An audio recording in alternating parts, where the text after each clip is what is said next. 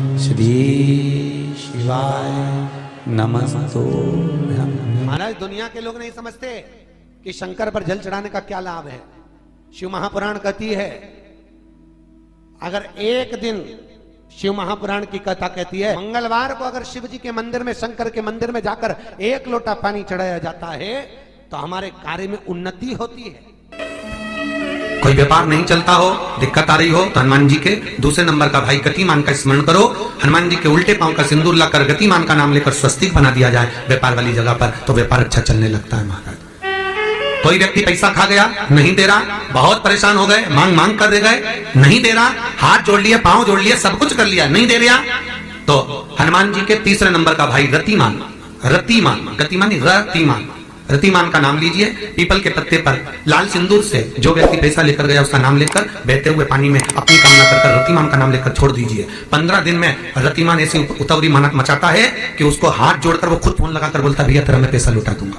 रतिमान का स्मरण किया जाता है, रतिमान। ध्यान दीजिएगा, पंचमुखी हनुमान का एक स्मरण, पंचमुखी हनुमान का एक भाव। महाराज जैसे बहुत ज्यादा तकलीफ अगर व्यक्ति को हो गई है, बहुत कष्टमय जीवन चल रहा है, हार गए हर जगह से और तकलीफमय जीवन चल रहा है, तो पंचमुखी हनुमान का एक शिव महापुराण का और स्कंद पुराण का एक बड़ा सुंदर मंत्र है। उस मंत्र को आप सब एक बार हमारे साथ में बोलें। ओम नमो हनुमते रुद्र अवताराय सर्व शत्रु संहारणाय सर्व रोग हराय सर्व वशीकरणाय रामदूताय स्वाहा। बस इस मंत्र को हाथ में काली तिल लेकर, एक जौ लेकर और गूगल लेकर, थोड़ा सा उसमें गाय का घी डालकर, कंडे को या अग्नि को जलाकर इस मंत्र का 11 बार 21 बार जाप कर कर अपनी कामना कर कर छोड़ दीजिए। कैसा भी रोग हो, बीमारी हो, कष्ट हो, दुख हो, तकलीफ हो, 21 दिन के अंदर वो आनंद आना प्रारंभ कर देता है। इस मंत्र, स्कंद पुराण का, शिव महापुराण का ये मंत्र मूल पंचमुखी हनुमान सुख देंगे। और एक और चीज याद रखिए महाराज,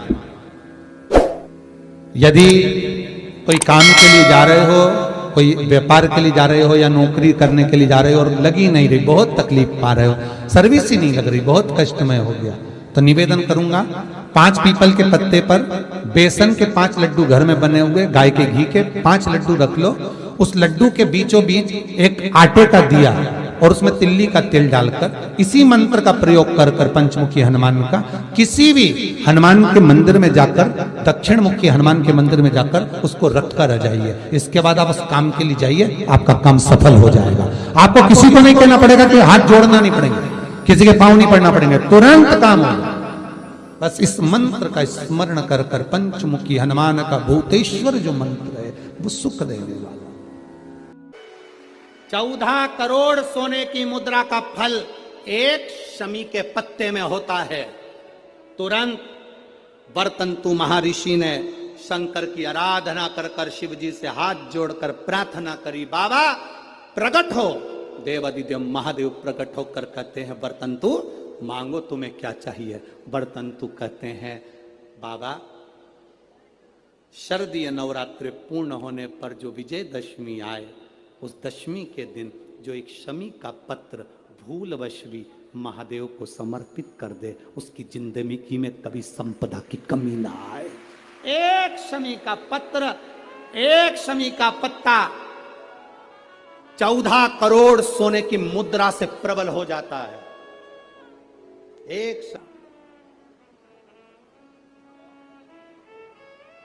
एक शमी पत्र में वो फल है।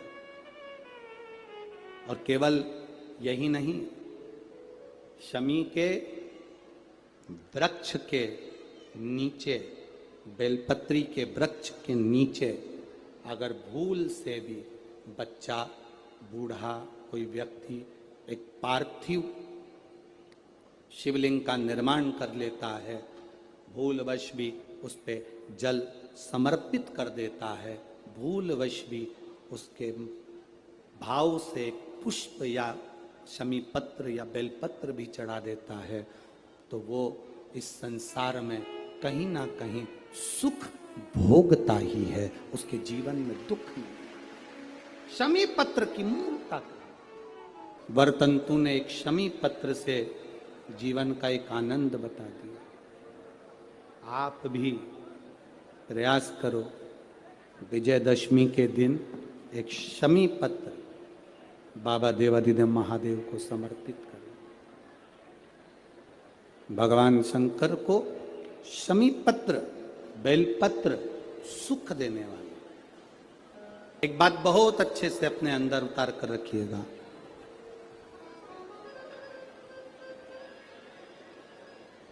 शरद पूर्णिमा से लेकर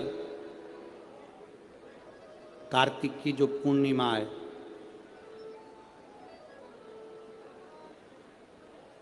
उस बीच में कार्तिक महीने की जब शिवरात्रि आए या प्रदोष व्रत आए, थोड़ा ध्यान देना। ये उन लोगों के लिए है जो 1 रुपये कमाते हैं, सवाया खर्च होता है, घर में जिनके संपदा जुड़ती नहीं, बीमारियों में पैसा ज़्यादा जाता हो, या कहीं ना कहीं तकलीफें अपनी ज़िंदगी में आती, उसके लिए शिव आराधना कार्तिक महीने की थोड़ा ध्यान से श्रवण करें। वैसे तो कार्तिक महीने में जो 3 नवंबर से 9 नवंबर तक ब्रज की भूमि में कोसी कला में जो शिव महापुराण की कथा है 2 बजे से 5 बजे तक, उसमें हम वर्णन करेंगे ही गोपेश्वर गोपी शिव महापुराण की कथा में। फिर भी कार्तिक के महीने में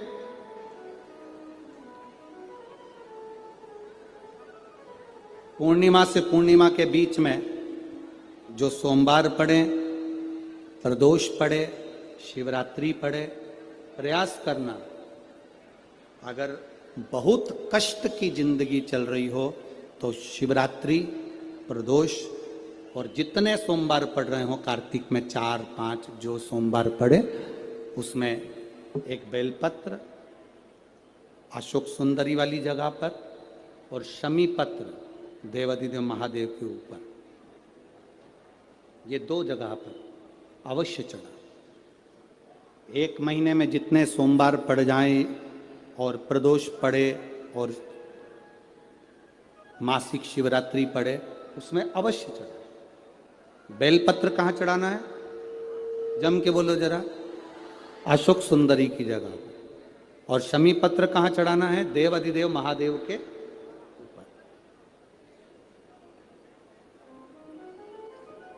एक बार चढ़ाकर देखो, आपके जीवन का जो आनंद है, जो अपने हृदय की कामनाएं हैं, अपने हृदय के भाव हैं, कार्तिक का जो महीना है भगवान षडानंद कार्तिकेय जी के लिए मूल है। इस षडानंद कार्तिकेय जी ने जब तारकासुर का संहार किया था, तारकासुर को जब मार दिया था,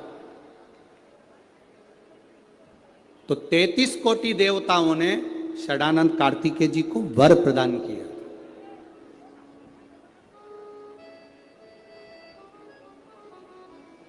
कार्तिकेय जी को वर प्राप्त हुआ।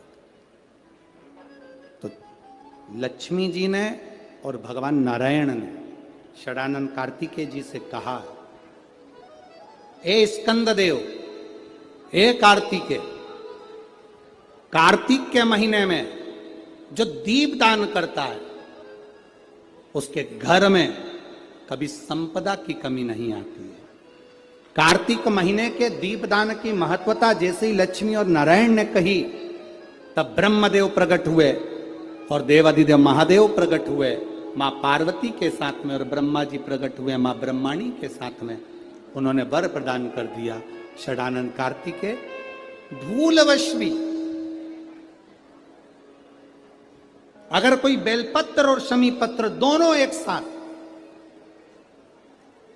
आपकी बहन अशोक सुंदरी और आपके पिता देवादिदेव महादेव को शमी पत्र जो समर्पित कर देगा, षडानंद कार्तिकेय इस कार्तिक के महीने में देवादिदेव महादेव कहते हैं उसके यहां कुबेर का भंडार शिव भर देते हैं। एक शमी पत्र, फिर समझिएगा, ये जो बेलपत्र है ये आप समर्पित करेंगे अशोक सुंदरी वाली जगह पर। कहां समर्पित करेंगे? अशोक सुंदरी की जगह पर। और शमी पत्र आप समर्पित करेंगे देवादिदेव महादेव के ऊपर। बस इसमें एक चीज का स्मरण अपने को करना है, जब अपन अशोक सुंदरी की जगह पर बेलपत्र चढ़ाएंगे तो ये डंडी का जो मुख है ये महादेव के जो खाली स्थान है, खाली वाली जगह उसे ओर होगा। शमी पत्र की जो डंडी का मुख है इसी की ओर, जिस ओर तुमने बेलपत्र चढ़ाया है उसी ओर शमी पत्र की भी डंडी का मुख उसी ओर होगा। जहां पर आप बेलपत्र की डंडी का मुख रख रहे हैं उसी ओर शमी पत्र की डंडी का भी मुख उसी ओर होगा। तो देवादिदेव महादेव भगवान शंकर, माँ जगत जननी जगदम्बा, श्री ब्रह्मदेव ब्रह्माणी, षडानंद कार्तिक। तो आशा करती हूँ सब लोगों से आपने वीडियो एंड तक देखा होगा और वीडियो के माध्यम से आपको बहुत ही अच्छी जानकारी मिली है। तो अगर वीडियो अच्छा लगता है तो वीडियो को लाइक करना, शेयर करना, सब्सक्राइब करना। मिलते हैं अगले वीडियो के साथ। श्री शिवाय नमस्तुभ्यम, हर हर महादेव।